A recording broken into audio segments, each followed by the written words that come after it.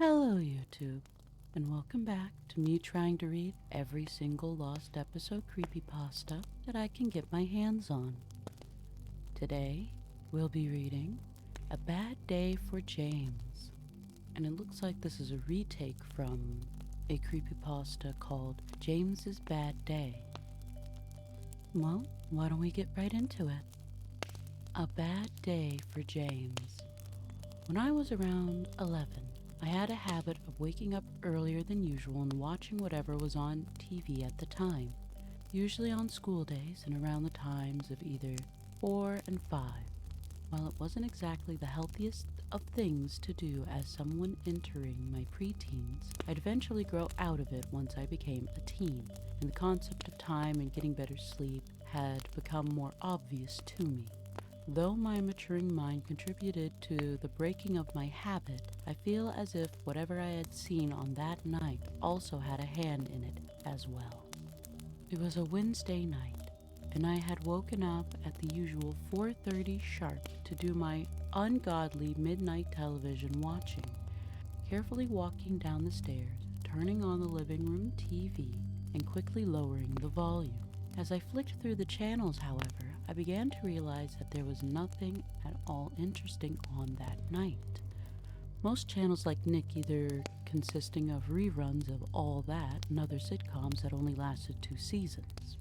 The other channels I frequented were of no luck either, and Cartoon Network was a big no-go for me due to my fear of whatever vulgar content aired on Adult Swim at the time. Soon, I found myself on the Sprout channel, which was one that my mom would put on for my 5-year-old brother whenever his favorite shows were on. While Sprout wasn't really an interesting channel for me, the idea that more interesting programs airing at such an unthought of time intrigued my young self, and I decided that I'd check to see what was up. To my expected disappointment, however, I was met with an off-the-air message, accompanied by their company logo and a blue gradient background, and I had decided that tonight I'd get some proper sleep. Just as I was about to turn off the TV, however, the screen had suddenly switched to black, and my attention had been taken once again. From what I remember, it took about a minute for whatever was broadcast to begin, but when it did come on, my interest went to confusion, as what came on TV was an episode of Thomas and Friends, a show that my brother frequently watched. While I wasn't exactly a fan nor enthused by the show itself, I had memorized a lot of the names of the trains and other characters for my brother making me watch the show on occasional basis. Not only that, I had grown curious on why a show like that was airing at a time where normal kids unlike myself would be sleeping. Either way, I continued watching. The intro and such was the usual fare, though one thing that stood out was the title for the episode.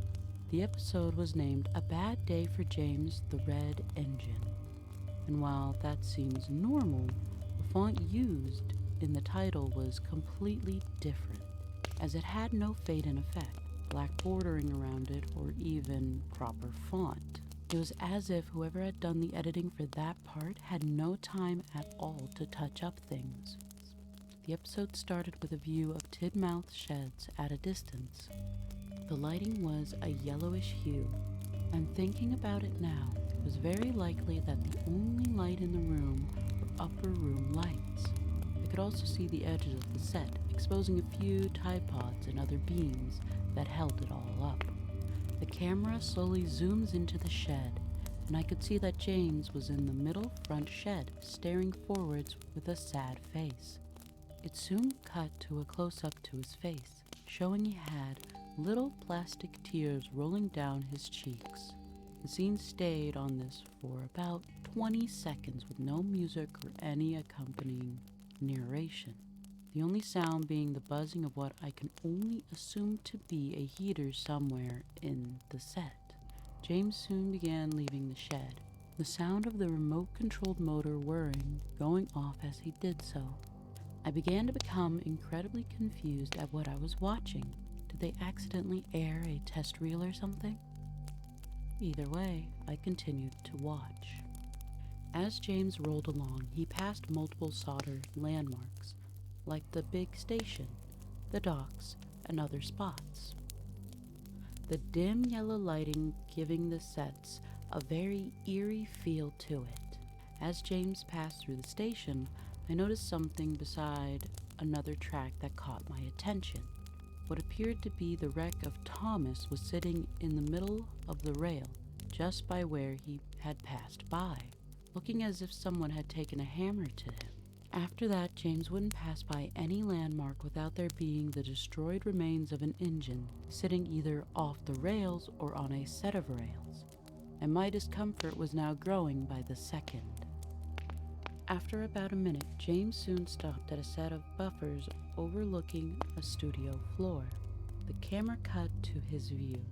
In front of him, a large puddle of some kind of black liquid that formed on the cement floor, still dripping, and about 5 seconds later, the camera began slowly panning upwards towards the source of it.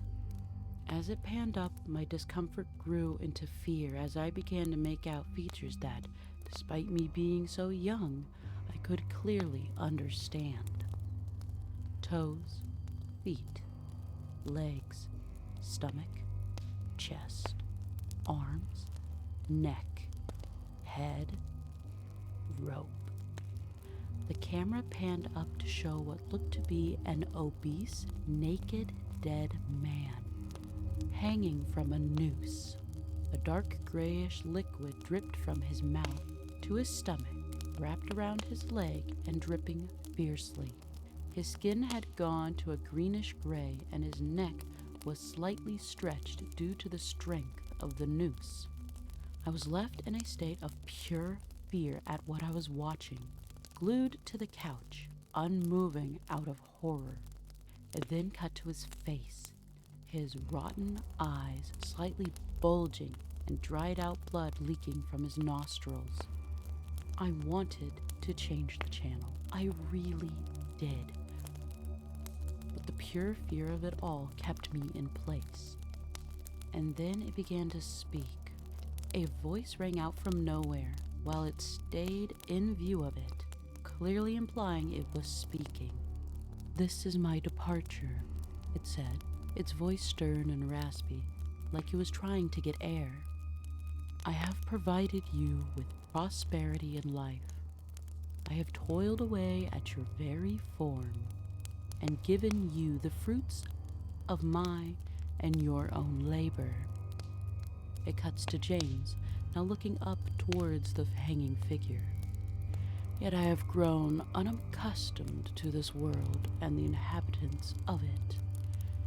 I rain down the great purge of forms, yet you stand here, untouched. Is it stubbornness? Or is it your own deconstitution which you fear? Or is it that you wish to depart with me?"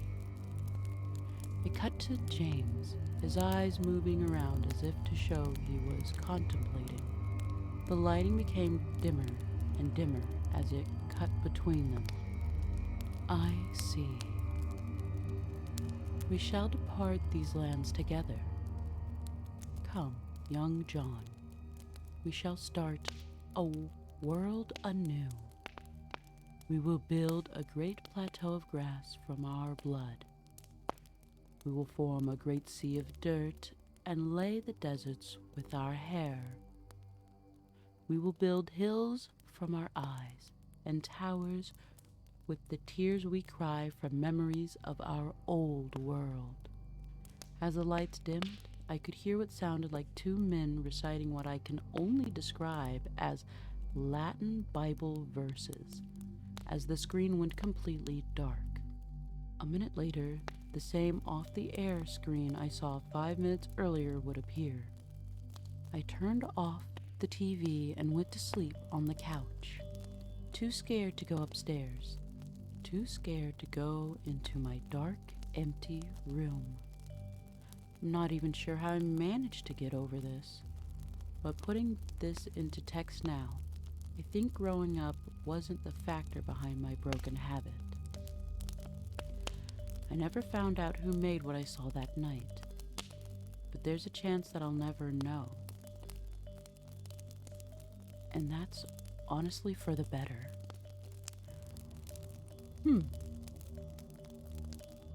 Well, I'm not quite sure how I feel about that.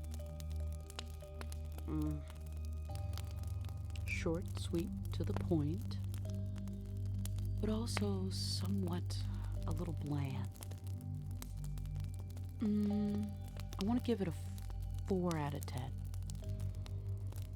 Just a little shy of pretty alright. James became John. That was interesting. No, I don't know. What comes to mind is like when you're trying to cook chicken, but you like boil it in water without any seasonings. Like it gets the job done, but it is bland. And like I said, a 4 out of 10 I feel is pretty accurate rating for this. The deity-esque little monologue somehow feels out of place, but also kind of doesn't. It was certainly interesting. You know, let me know what you guys think about this creepypasta. If you liked it, if you didn't. Personally, it leaves me kind of speechless, but in a neutral way. Not quite good, not exactly bad, just kind of neutrally speechless. I don't have much to say, but I feel like this is a good point to say that it is bye-bye for now.